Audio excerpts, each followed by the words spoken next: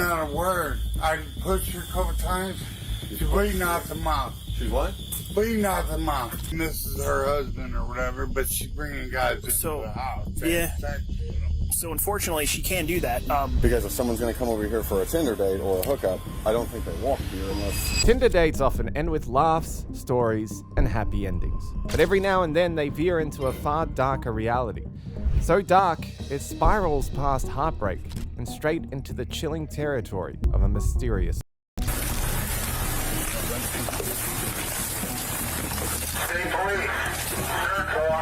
Back, it's just the... Back to stay? Yeah, just the basement.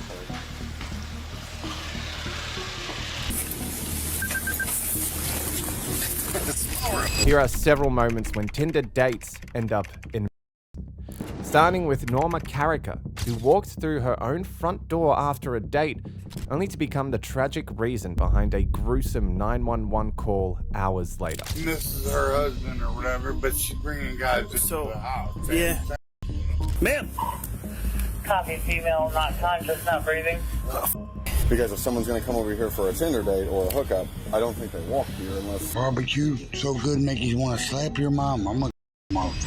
On September the 13th, 2023, at around 2 a.m., police dispatch sent 2 officers to run a wellness check at the home of Norma. Her son, Neil Howard, had just dialed 911, saying he stopped by after she returned from a date and found her completely unresponsive. The officers went to the house and met with the son. What's up? I hear the dog whining from the basement. Mom tells me she screws up the kitchen that she's got a date on the way. Okay. And she works like 3 jobs. And this is the way I was raised. So I spruce up the kitchen, take all the laundry off the kitchen table, throw it in the laundry room.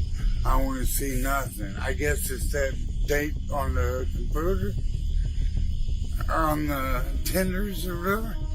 I don't know. I'm afraid to go in that room. I hear the dog whining in that room. So you live here, sir? I live in the basement, man. I had open heart surgery a year and a half ago. Okay. So what is your... I'm about to move out this weekend. Okay. Everything went silent. I hear the guy go out the back door. Okay. Is your mom okay? I'm scared to open the door. Huh. Okay. Where's your... I hear the dog whining behind the door. Everything just went shut up, and she goes... She turns the country music on real loud so I can't hear. Oh, she did that? My mom does it every day. Blast it. Some old sorrow country music. Okay. And this is her husband or whatever, but she's bringing guys into the house. Yeah. So unfortunately, she can't do that. Yeah, she had a 5-year thing to where she wasn't allowed to do it. When that 5 years is up, she started doing it. Well, she's allowed to have... What I'm trying to convey to you is she's allowed to have people in the house because it's her house. Right. We can certainly check on her, though, and make sure she's okay if you live there. Please. Certainly. The officers approached the house, hoping it was just a harmless, drunken misunderstanding, not the disaster it sounded like. But once they stepped inside, the grim reality was more than they expected. I heard the back door, the sliding door open, and she goes, "You ain't gotta go, you ain't gotta leave." So you heard her? I heard her. So she's okay? That's the last I heard of her. Okay. Well, I tell you what, how about this? How about you go see if you can get her to come out here before we go inside? Troy 194.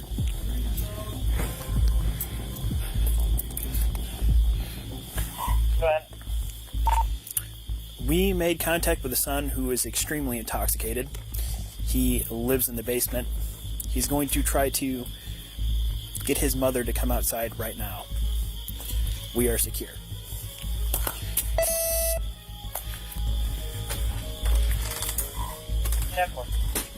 What's up, dude? You go. Why do I have to go? I'm telling you, she ain't gonna get up. Okay, but you can hear her?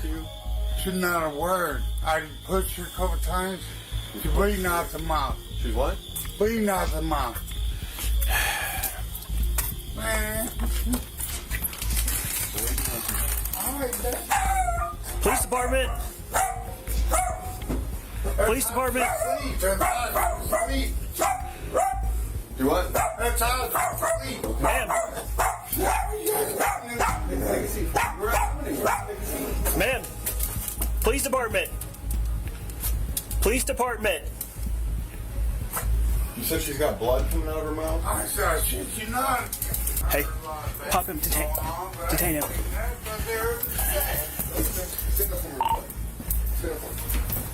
Where'd that guy go? He went out the back door. For right now, let's see your vanity. 146, can you roll out here? Listen, you're just being entertained.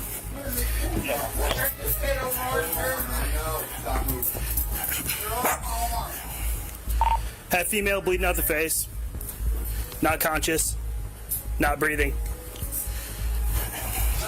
Ma'am. Ma'am. 10-4 Troy, roll you, man. Ma'am. Ma'am. Ma'am. Copy, female, not conscious, not breathing. Start me some other units, please. She said a male went out the back. She appears to be choking. Somebody her. I'll be starting CPR. I'll put him in my car and go away. The scene dragged in a wave of mind-boggling and twisted questions. Was there ever a Tinder date at all? Did the son do something in a drunken haze? Or was there someone else, someone the officers hadn't even considered yet, lurking behind all of this? With all those possibilities swirling around, the officers stuck to what they already knew and kept pressing forward, poking at every in the story to see what would finally break loose. If his story is legit, and he's in the basement, if whatever happened with her, and he's saying like somebody took off out the back door. Okay. But also after he said somebody took out the back door, he made contact with her and that she was fine. After he heard Yes, that. and I also asked, was there any other cars in the driveway? And he just kept saying, I don't know. Because if someone's going to come over here for a Tinder date or a hookup, I don't think they walk here unless I came from... And her car's over here. We haven't ran any cars yet, but I'll run. either she wrapped that around her neck herself, but there's a lot of blood in that pillow. So, Or he may have done it in his intoxicated state. because he was making it seem like that he was with her after that, you know, and he was the last person to see her. What do you think? Because he was saying out here. He's leaning towards him because he's so British. Because he's already aggravated.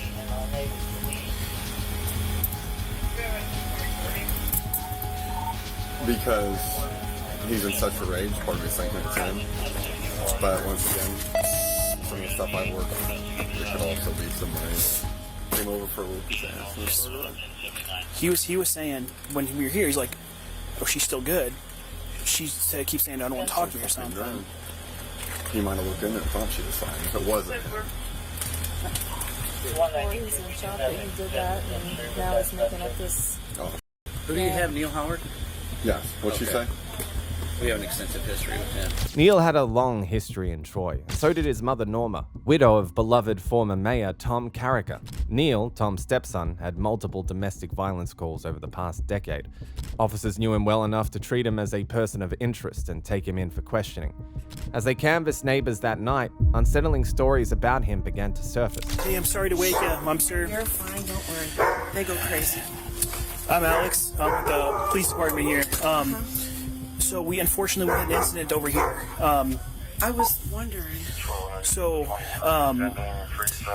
I'm just reaching out to you. Have you heard anything tonight? No, not until these guys all started barking. So tonight's been quiet, anything like that? Yeah. Do you know who lives there? Norma Carricker and her son and different relatives are always moving in and out. So let's go back recently. Any different relatives, anything like that? Just her son. So just her son's been there recently. He's kind of different. Do you know her son's name? No. Have you noticed anything like unusual or anything like that over the last couple He's days? unusual. He rides the lawnmower down to get the mail. He comes out in what looks like her nightgown. I mean, he's different. So he comes down and comes out in her nightgown? Uh-huh. Oh, yeah. One day he was out and different things, and yeah, he's... How long has he been living there? Oh... a long time. A year. Okay.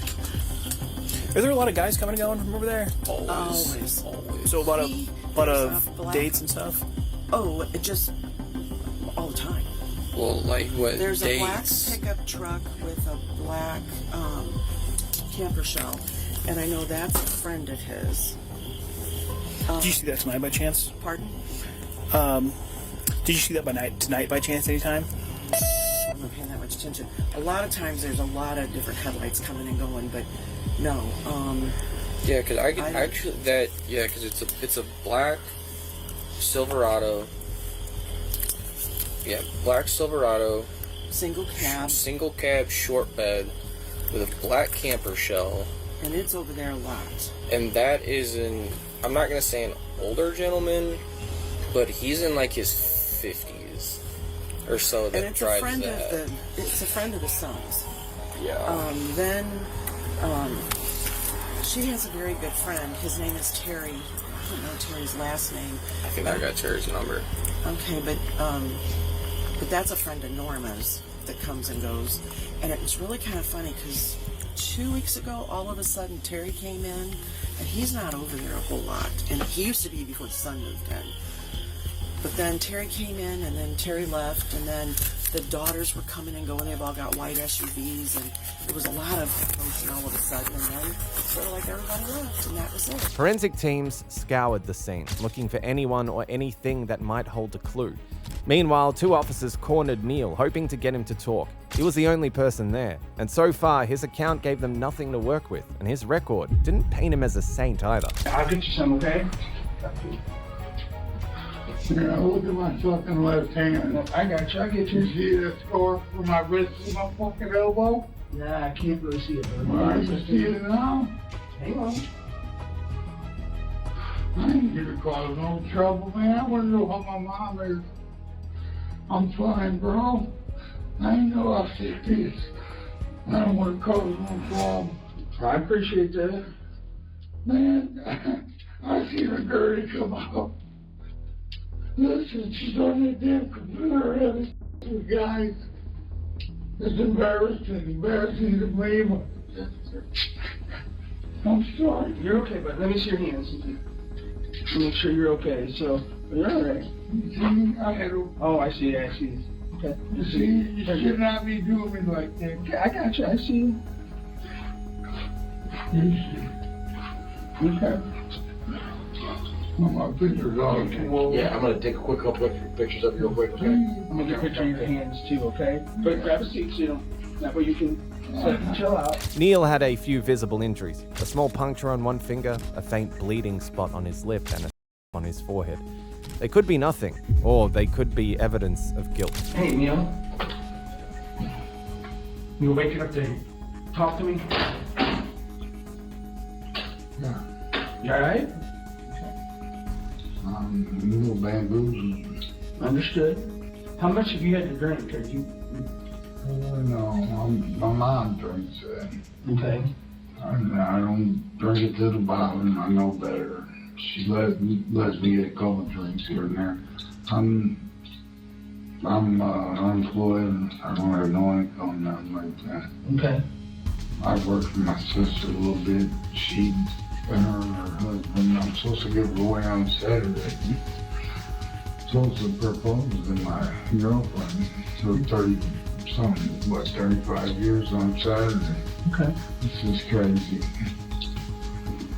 Yes, it is. So you sober enough? Are you on anything? You're enough to understand me?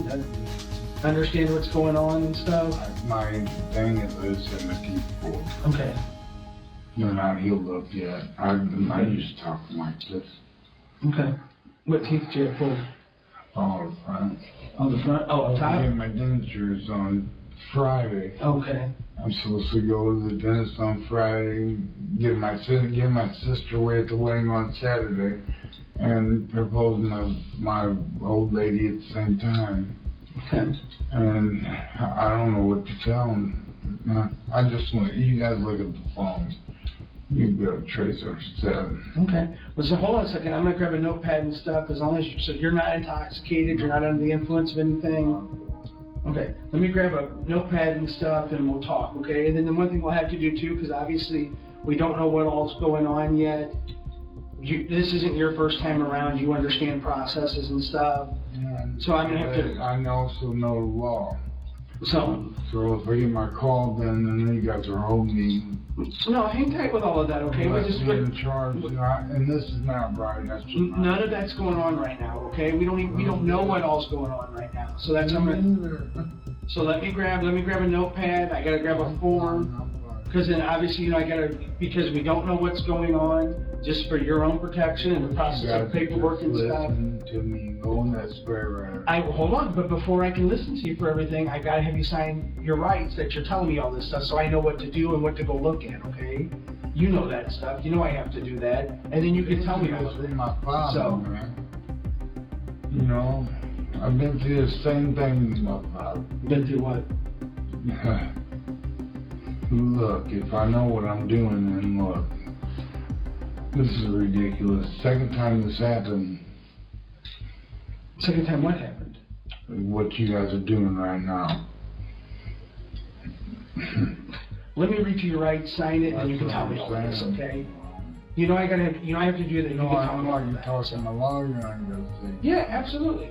You have I walk out of here. You have the absolute right for every bit of that. But if you want to help us with what's going on, I'm telling you guys, go in this room and check your phone. We will do that. We're working toward all of that. But obviously I have to, before I can talk to you and you tell me all that stuff, I have to do my process. You know that. Man, right? You're thinking of letting me walk out of here and this is wrong in every which way.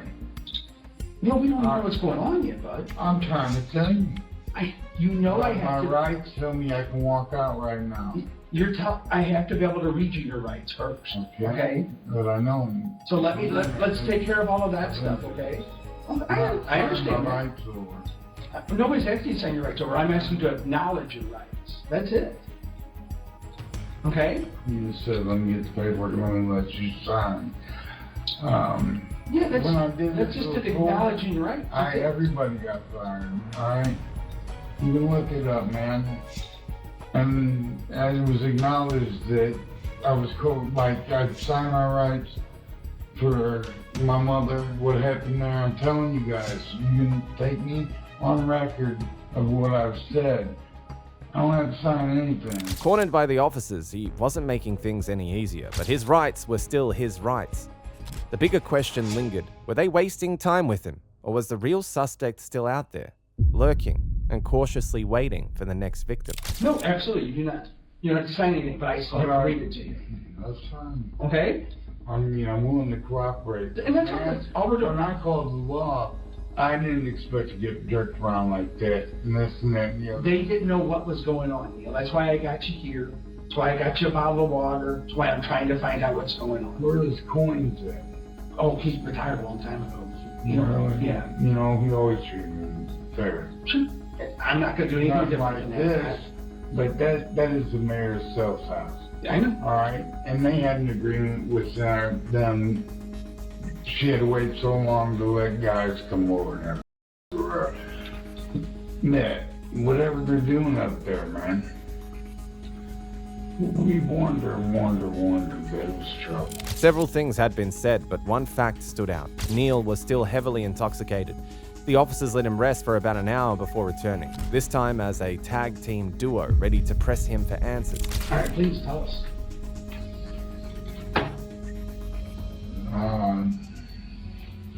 This evening was that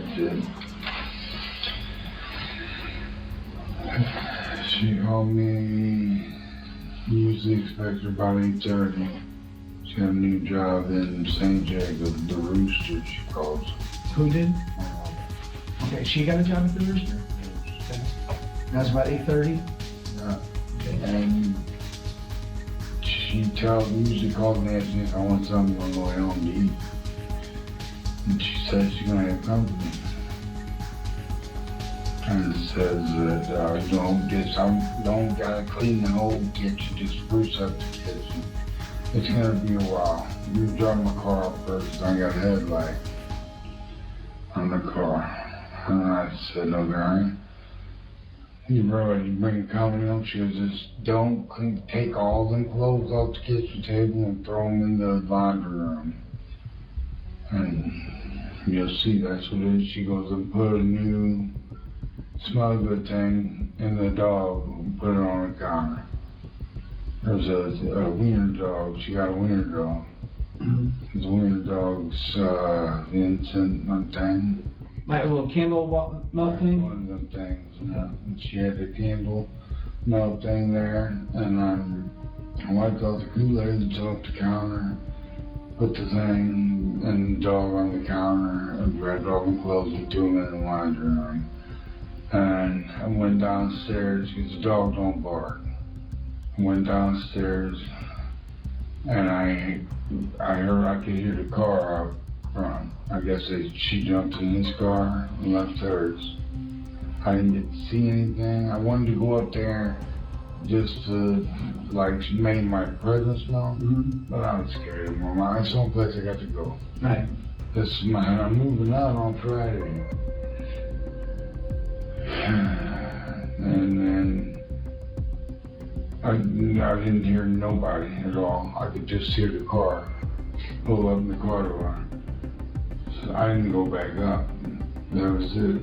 So then when I'm laying there in bed, I keep earplugs next to bed.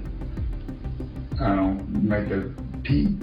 I don't want to go up there with our presence known, but my mom will threaten to call the cops, even if I'm out of line. You know, that's another mile of line. If I disobey, you know, if I don't take trash out, do the curb on time, whatever. And I put my earplugs in, then I could hear the banging, bang, bang, bang, the headboard. So loud right there above the bed. And my mom making all kinds of ruckus. To make sense of the chaos, the officers decided to take a structured approach, asking Neil for a clear step-by-step timeline of events. This approach was one that was proven to work with many suspects in the past. What time was that? Do you remember when you went to spruce up the kitchen? No, as soon as she called me, about 8:30. Okay. And what time did you hear the car? About 9:30. About 9:30? About 8:40 when she called me, this is later than usual. And then she says... So was she at the rooster? Did she already start the job, or...? Yeah, she was all getting off. Oh, okay, so she was getting off work from the rooster. Yeah. Okay. And she used to call me before that because she got a headlight on her car. And now, you know, when she goes the back road to come from the rooster to the house. And she said, I'm going to park my car at the house and I'm going to jump in the car with him. So I get pulled over. And I knew she had the headlight on. Okay. Which car's hers? Made sense. The Ford. The red car? Yeah. It's parked right here at the back of the house? Police verified Neil's timeline using security footage from Norma's job at the Lucky Rooster pub and nearby cameras in St. Jacob, Illinois, which showed her Ford Escape being followed by a Mustang, later tied to James Carter, a man she met on a dating app. The footage matched Neil's account of the night, from their bar visit to returning to her home. Inside, the house showed a mix of mess and tidiness. The basement revealed Neil's living conditions, and alcohol and earplugs were scattered about. In the bedroom, scarlet body fluid on the mattress, pillow, and a bungee cord, plus a small puncture wound on Neil's hand and a lost fingernail. It all raised serious questions. Neil remained in limbo between witness and suspect, as officers applied pressure and reassurance, listening as he retold his story, trying to decide if he could be cleared or if the evidence would point straight at him. We will not leave any stone unturned, I can assure you I of feel that. like I'm in so much trouble and I didn't do nothing. Nobody said you're in any trouble. Nobody said you're in any trouble. Nobody did. Why am I here? Why did I get roughed around the way I did? Why am I in the cell? Neil, here's something you gotta understand. When we get a call like that, I called. I know. The dog was whining in there. And then I heard somebody leave. I gotcha. And again, I don't know any of that. And I know that you wanted to tell me all of that. And I don't know any of that because I just got here to work. So I'm here fresh. And they told me that you were hungry. And I said, well, let's get his medication. Let's get him taken care of. So this is just one of those things where I wanted to make sure that you got squared away. And when you started talking to me, you know more than I do. No. And so, you know, why you were taken in handcuffs, what I can tell you is that we just have one shot. We just have one shot. And we just want to make sure that we cover our bases. And that's all it is. That's all it is. Do you want me to leave? I like to not talk to my sister. Okay, let me go ask the lieutenant if I can make that happen, okay? Yeah. All right, hang in there, okay? The detectives collected DNA from Norma, the weapon, and the bedroom, including scrapings from under her nails and a broken nail, searching for the attacker's skin. They also interviewed Neil's half-sister, Jenny, for additional insight. What about Neil? Honestly, I haven't really had a relationship with Neil in years. Okay. Because of his bullshit, his drinking and drugging, and me and my husband cared for his kids. We basically raised his kids. His kids lived with us until they were adults. So there was a lot of animosity and stuff from him. Because he want to roll in and try to act like a parent. Right. Okay. But, yeah, I don't know. And I back in November, whenever I talked to my mom in the hospital, I told her that she needs to get him out of there because... Listen, do you know if him and Norma were getting along, if they fought, if they argued? I know there was an incident in Texas with him and his father, or he was implicated in his father, correct? Do you know anything more about that? I mean, we have two different dads. Right. So, I mean, I remember that. I remember going through that. I know it was in 2005. Do you know where in Texas? Mesquite, Texas. Records from Mesquite, Texas showed that in 2005, Neil was involved in an incident in which his father, George Howard, was struck by a shot from a firearm. Police found Neil outside the home, saying he had acted in self-defense after a struggle. A grand jury declined to press charges, likely accepting his explanation. Norma's co-worker later mentioned the incident when talking about Norma's difficult relationship with her son, Neil. What about a relationship with her son? Her son? Rocky, as all could be. Okay. I mean, she's always coming in complaining. He's a drunk. I guess he smokes crack in the basement. She can't stand it. He shot her first husband, which was his dad. And she said he got out playing a mental card. And then she told me that he just got on disability and he faked it because he knew he had to act crazy to get it. So she said he was at the kitchen table flipping out saying, I hate my dad. And she said that they got in an argument the other day because Do you mean tell her you're okay? Oh no, she's fine. Because Andrea was trying to send her money. Cash App was down or something, so they sent it to the son. And he fought with her and argued, it's my money, and she said, no, it's my money and you're gonna give it to me. Well, finally they got into it and she said, you best get downstairs and you better get downstairs now. And she said, That was just the other day? She said that, you know, he normally stays down in the basement, and she tells me he's the type where if she don't hear from him for a couple days, she'll bring her phone down with her, being prepared to call, because I guess he's an alcoholic. He drinks like gallons of vodka and beer a day. So she's always expecting to find him dead down there. But yeah. Do you know what Norma did with the money? With the money? On the other day that her daughter sent? No, I don't. I don't know what she used it for. I don't know what she did with it. Okay. Do you know if Norma drank? Norma. And she hides it from Terry. Okay. And that's a daily thing. I think she's gonna try to hide it from everybody. Yes, her daughter and everything. Yeah, Andrea. What about, do you know Norma ever used? No. No. No. Okay. No, she don't. She is very keen on that, and she will voice it very loudly. Neil's case looked bad. He'd been at the house, matching bungee cords were found, similar to the cord that was used on Norma, and stained gloves were discovered in the basement, while security cameras were down. Suspicion briefly fell on Norma's date, but traffic footage and DNA cleared him, leaving Neil in the spotlight. To make matters worse, Neil had filmed a video that same day, one that tied much of the story together.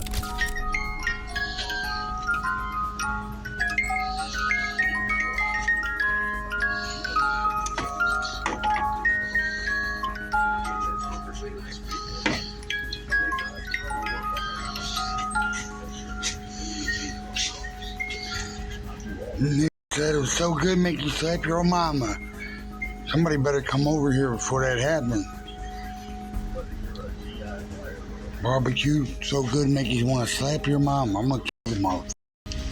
Eventually, Neil was charged with his mother, Norma Carricker, and spent nearly 2 years in jail before his trial. After a week in court, the jury took just 3 hours to find him guilty. Judge Amy Mayer sentenced him to 30 years with no parole. Unlike Norma, whose night ended in her own house, Justy Stillwell's ended somewhere far darker. What he thought was just a simple grinder meetup turned into a trap he never escaped from. Mustang in the drive. Lights get ready.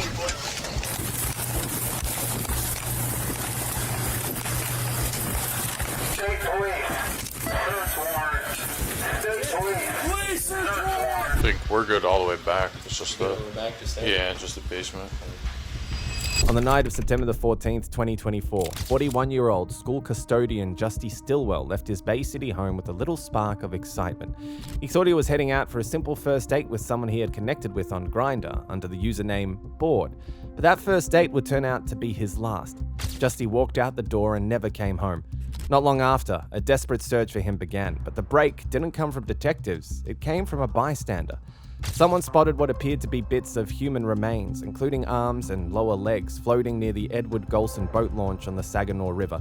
Tests later confirmed the unthinkable. The remains belonged to Justy, automatically forcing the officers to look for his date, identified as Robert Dale Tweedley Jr. on September the 25th, 2024, just 4 days after that doomed date night. Police hit his home with a search warrant.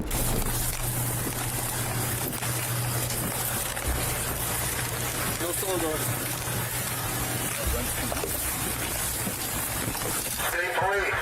Search warrant. State police. Search warrant. State police. Police search warrant. State police. Search warrant. State police.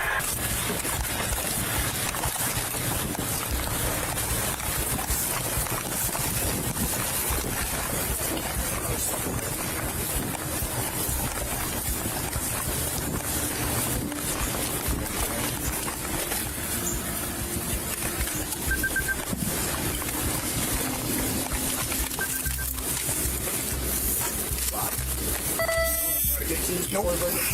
They said they had a key. Do they have a key? Yeah, they supposed to have a key. Let's just put it together. I'll take one from back there.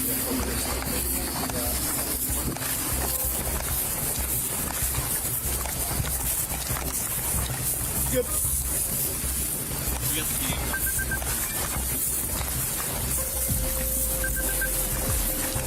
Got it.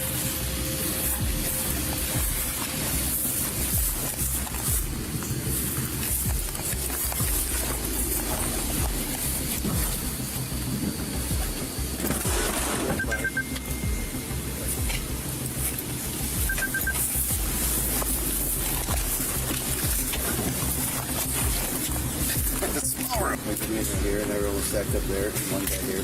So this whole section just one. Yes. I held fired on that long room in the hallway. So we should have tucked in with us. Right after that, right? We went in, came out of that room. I was number 2. Did I have to open the door or everyone else pushed into that room to the right?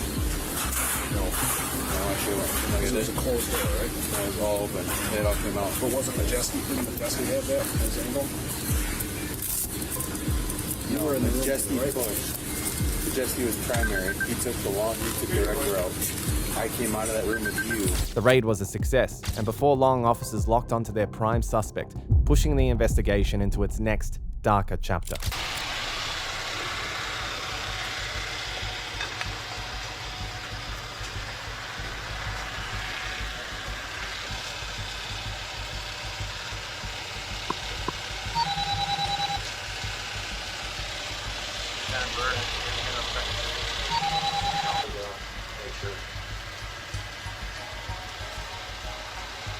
I think we're good all the way back. It's just the Yeah, just the basement.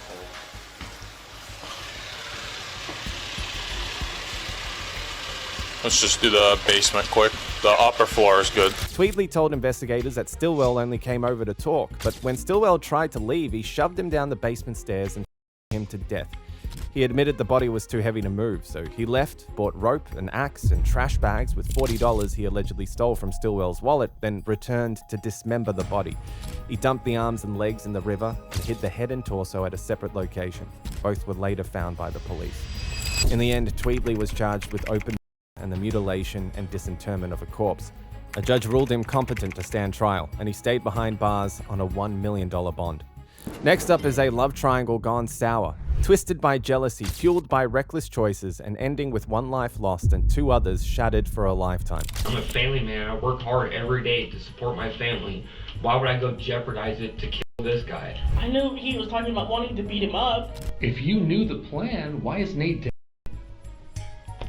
There was no stopping. So on April the 29th, 2024 at around 5:30 p.m., Clackamas County deputies responded to reports of gunfire near SE 90th Avenue and SE St. Helens Street in unincorporated Clackamas County, Oregon. When they arrived, they found 25-year-old Nathan Dean Anderson suffering from gunshot wounds. Paramedics rushed him to the hospital, but he didn't survive. A robust investigation began, and neighbors didn't hesitate to identify the shooter, who was a former co-worker of the victim, and surveillance footage quickly backed that up, matching the same man they named within minutes, Cody Denowith, and immediately he was brought in for questioning. So we're investigating the death of a man named Nathan Anderson. Yeah, I heard about that.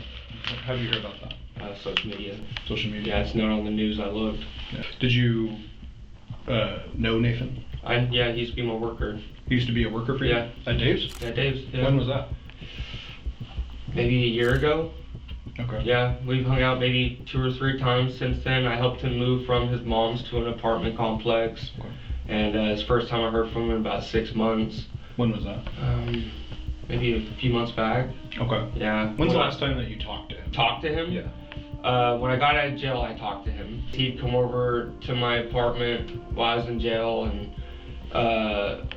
ended up getting my girlfriend high and all sorts. Yeah, I don't know the whole story. He wouldn't tell me it. Do you think he was like trying to pick up Dominique? I couldn't tell you. He wouldn't tell me. I tried to get the full story from him for a couple of days, and he kept getting all heated into arguments and stuff, and cussing and this, that, and the other. And it's on the Facebook if you've been on his. I'm sure you have since you're doing an investigation. I'm sure that's probably why I'm here, because of all his threats and stuff, right? Well, I mean, I haven't seen it myself personally. But what kind of threats was he making to you? Just that he would end my life and this, that, and the other, and I don't know him and where he's from. He's from the cartel, and he's from GD, and he's this, that, and the other, and he'll wipe me clean, and blah, blah, blah. And so lots of stuff. Lots of talking. Okay. Did he seem like he was? No, he didn't. He couldn't. I don't know what he was doing. Okay. I couldn't tell you personally. How did that make you feel? Did you feel threatened? No, not at all. Okay. He's, in my eyes, he was like my little brother. I didn't know him on a personal level, but he's younger than me. We've been through some of the same things. He had his life on track there for a minute, and if he needed help, all he had to do was call. Yeah. I was always there if he needed help. So it's kind of messed up that he went over to your apartment then, given the fact that it sounds like you tried to help him out. Yeah, I mean, I didn't really mind. I didn't think he was trying to pick up on her, but she couldn't remember what was going on because she was blacked out. Okay. And so I tried to get the story from him, and all I asked him was, hey, screenshot me the messages that you guys had. That way I can get some clarity on the situation of what happened. Yeah. And immediately he just went into blah, blah, blah, blah, blah, that blah, blah. Like, dude, some simple screenshots. Like, what's the problem? What did you think went down with him? That she got taken advantage of. Okay. And I mentioned that to him on Facebook as well. You'll see that if you take a look. Did he deny it? He didn't deny it, but he didn't confirm it, I felt like he's trying to protect something, and then it came down to like, just holler at me when you're cooled off, man. Yeah. And a couple days go by, and I'm like, hey, are we cool? Like, are we both good? I know we're both hot-headed. Are we both good? It's like, oh yeah, we're good. Like, this, that, and the other. And I couldn't tell you the exact conversation word for word, But, we're like, all right, we're both cool. That's all right. Did you guys hang out again after that? No, we haven't hung out since. And then a few days go on, and I see some stuff on Facebook from Kayla posting it, RIP, and like, what happened? I messaged her. You messaged her? I messaged her, yeah, and she said that the detectives aren't being clear on what happened, just that he was. His story hinted at some simmering bad blood between everyone involved, but the officers pushed the motion aside and hit him with one of their first solid findings. One of the things that we found when we were kind of investigating this is Nathan's phone wasn't with his body when his body was found. Okay. And after his death, his phone actually traveled to the area of your apartment. Okay. Okay. Did you have Nathan's phone with you? No. No? How could I have his phone if I was never with him? Basically, what I'm getting at is there's more surveillance images that we've collected, and I'm fairly certain that you're involved in this. You think I him? Seriously? Yes. You think I him? And if there's a reason for what happened, if he was threatening you, and I don't know, I wasn't there. You know what I mean? All I know is Time out. Yeah. Lawyer. Okay. Are you saying that you want a lawyer?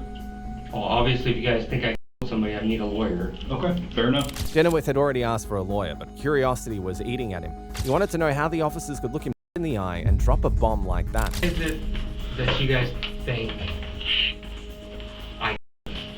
Well, based on our investigation. Do you think I killed him, or do you think I'm involved in it? I think that you're responsible. That I'm responsible for him? Yes. Like I first-handed... Yes. Okay. What are you trying to charge me with? In the second degree and unlawful use of a weapon. Okay. Under what grounds? Based on the evidence we've collected in our investigation. Do you have a reason, honest question, do you have a reason why we shouldn't be looking at you for this? Is there someone else we should be looking at? I mean, I couldn't tell you firsthand if there's somebody else, but me, I'm a family man. I work hard every day to support my family. Why would I go jeopardize it to kill this guy? So the car had license plates on it, which it did, and then on the day that Nathan was, it didn't have license plates on it, and didn't have license plates on it when you were arrested? You said did it? Yeah, I'm asking. Yeah. Right now? Yeah. Yeah. So at some point in there, license plates came off the car. The only reason someone would do that is if they were planning on Nathan and wanted to try to obscure their identity. So that's an element of premeditation, which is not a crime of passion. It's a thought-through, premeditated crime. And that's super interesting to me. Just like a deer in the headlights, Denowith knew that his cover was blown. But trying to play the criminal mastermind, he kept listening. Maybe he could poke holes in their theory. Maybe he had an ace up his sleeve the officers didn't know about yet. Picked him up, and we have video of you picking him up. Picked him up, took him down a particular area in the alleyway there. You shot him, you drove off, you put the plates back in your car. You wouldn't have taken the plates off your car unless you were planning on doing it. Premeditation. That's one. Is there any reason why we shouldn't be looking at one and should be looking at two instead? You guys can look at whatever you want. You guys are the investigators, right? Okay. Yeah. So I guess we're looking at an option one, which is a crime of passion, right? You got pissed at the moment and shot him. Option two is you planned it ahead of time, which is much worse. Maybe option three is you meant to shoot him but didn't mean to kill him. I don't know which one of those it is. Those Any obviously. one of those options sound bad. No, none of them are good, but there's a hierarchy of bad, worse, worst, right? Which we kind of talked about. And this is kind of your opportunity to tell us which one of those it is, because you're probably not going to get another one. And this is one of those deals where I don't want to tell your story for you if you can tell it for yourself, but that's the option you're giving me. So it's up to you to tell us what happened or not tell us what happened. I think it's time to be a lawyer now. Okay. Because all three of those options are bad. I agree. Yeah. Ready whenever you guys are. Okay. How long until I go to the jail? Just a few moments. Yeah, thank you. No worries. Arrested for it's not being arrested. Like this is probably what, 20 years in prison? Second degree. What does it carry? Well, actually, we're now probably looking at more of a first degree.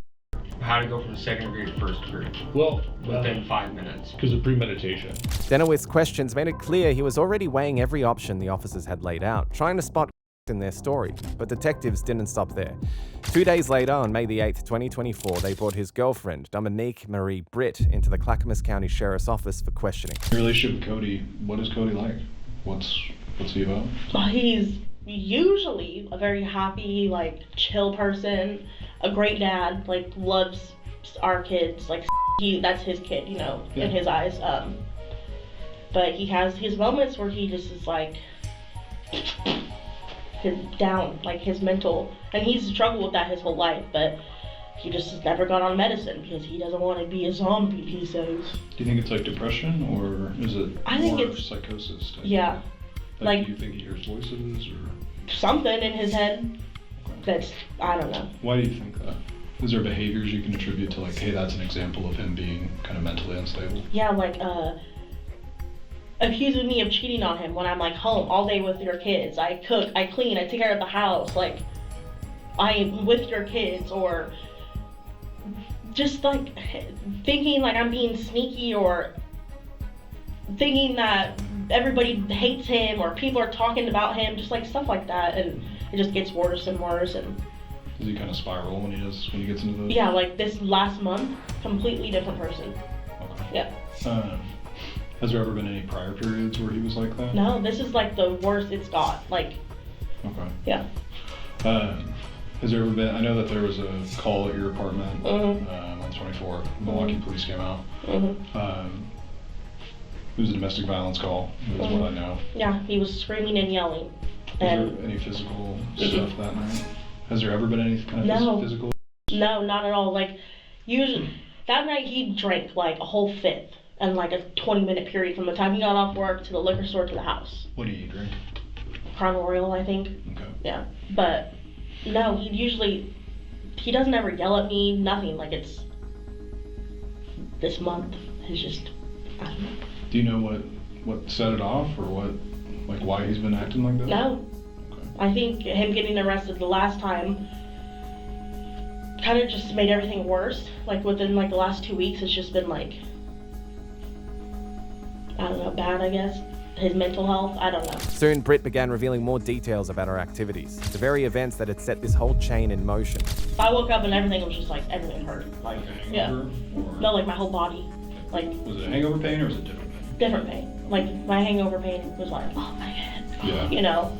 Did you feel like something had happened to any of your intimate areas? Maybe, I don't know. My whole body hurt. But according to like the cops, when they showed up, I had blood on me from, I don't know, like my knees still, you can see, still up. So I don't know, like. Do you remember where that was from? Mm-mm. Okay. And you don't remember when Nate came over that night? No. Or anything like that? No, that night is a blur. Nothing concrete came from her account, but the officers set it aside for the moment and turned back slightly to Denowith, hoping they could connect the dots with anything Britt had to say. Did Cody ever express any sort of ill will against Nathan Anderson? No, I think it just, whatever happened to me, if it happened, if it didn't, you know, the way that Nate was wording it, it seemed like something happened to me, and I think Cody just, I don't know. I honestly couldn't tell you. He didn't tell me that he was going to do anything. If he did anything, I don't know. I'm like, my whole mind is like trying to like figure things out and like put pieces together. But it's not the Cody I know. And it can be hard too, because, you know, the only thing that I know from doing this job is that people will surprise you. You know what I mean? Did you have any indication that Cody wanted to do anything bad to Nate, or that he was going to do anything crazy or anything? I know he was talking about wanting to beat him up. Friday is when he had his mind set that that's what he was going to do, and there was no talking him out of it. And what specifically did he say? That I'm going to go shoot Nate. Okay. With the intention? I guess him. Okay. Yeah. Okay. Okay, so now you've given us more info. Tell us, if you don't mind, exactly what he said, when he said it, where you were when the conversation happened, and what he said his intent was going to be.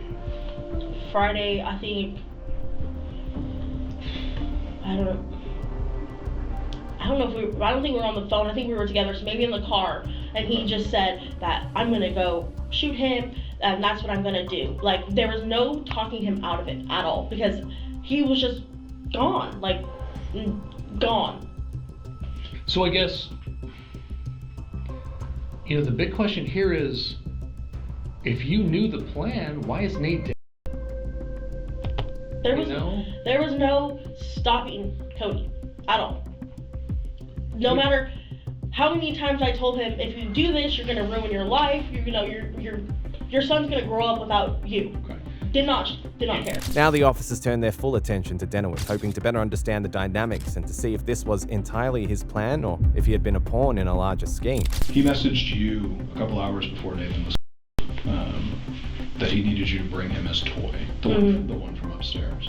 Yeah, and I told him sure, and then I called him and I said, no, I'm not bringing nothing to you. What is he referring to? The gun, probably. Did he really come and get the gun? Yes. And let me explain something to you that I don't want you to say something you can't take back later. And this is why I'm going to tell you this. Because one, that he went and got himself, suppose you bring it to him, doesn't make any sense. Based off the messages, it makes no sense. But beyond that, we've applied for court orders to get his phone records. Okay? Do you know anything about cell towers and how that stuff works? Okay, it's actually kind of confusing. So when we get the records back, we'll be able to tell, because the more cell towers they are, the better information you get, right? And there are a ton in any metro area, especially where you guys live. So when Detective Hunter looks at those records, he'll be able to tell that Nate drove up or didn't drive up, and whether or not he went in the house or not. So if it shows that he drove up and then drove away, it means you brought him the gun. So if that's what happened, this is the time to talk about it.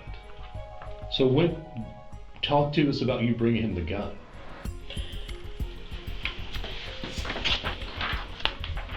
I did. Where? Where?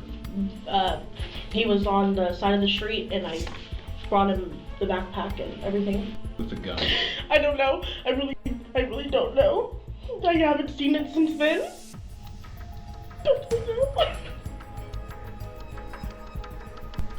What did you do with Nathan's belongings? It was at my mom's and he threw it away.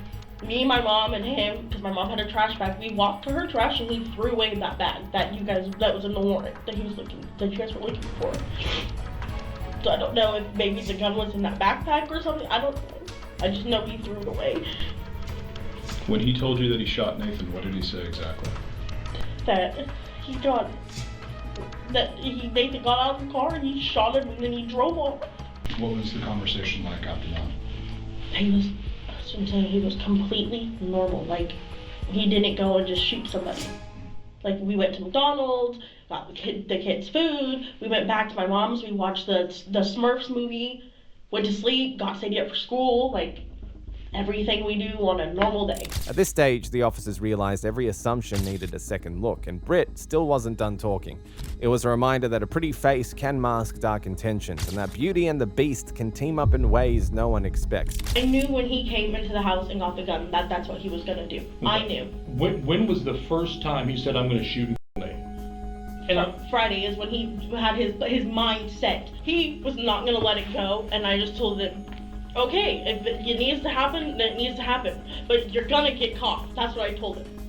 There's no way of getting away with.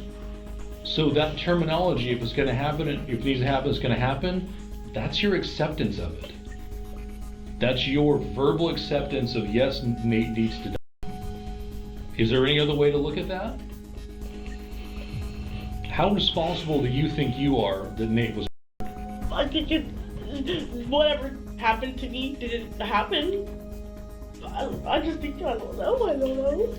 And I understand what you're saying, and I think that, I think you need to really tell us now about what really happened with you and Nate. I 100% don't remember that night at all. Okay. I don't. Sitting here right now, do you think Nate you? Yeah, probably.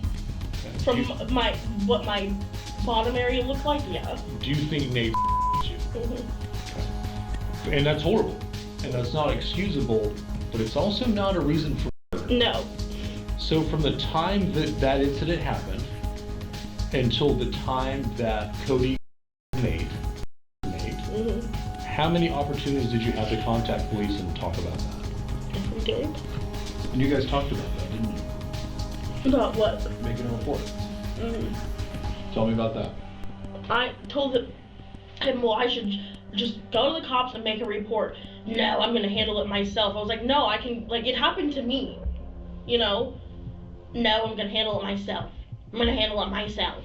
There's no proof that anything happened to you. Well, I'm sorry that happened to you. Doesn't give him the right to kill anybody. No. Not at all. So either we're looking at one of two things happened. Either you were good to go with it from the beginning, or this was your deal and you wound him up and kept him loose. So which of those two is it? I guess I was just like, oh, you're gonna do it type of thing, you know, but I just... For how long did you want Cody to kill me? I didn't. Everything about this says that you did. I didn't. I was just, okay, whatever, do what you want type of thing. At the very least, based off of everything we know now, you're a co-conspirator in his...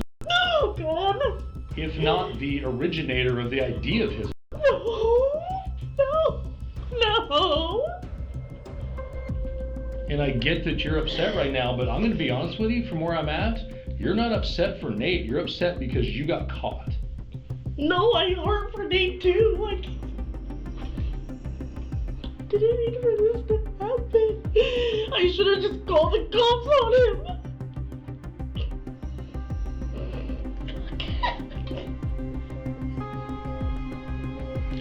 You could have made that call on Friday. You could have made the call on Saturday. I know, every day. You could have made the call on most of Monday. All Sunday, most of Monday. Okay? So this idea that... Dominic Britt was taken into custody, and both she and Cody Denowith were charged with and unlawful use of a weapon.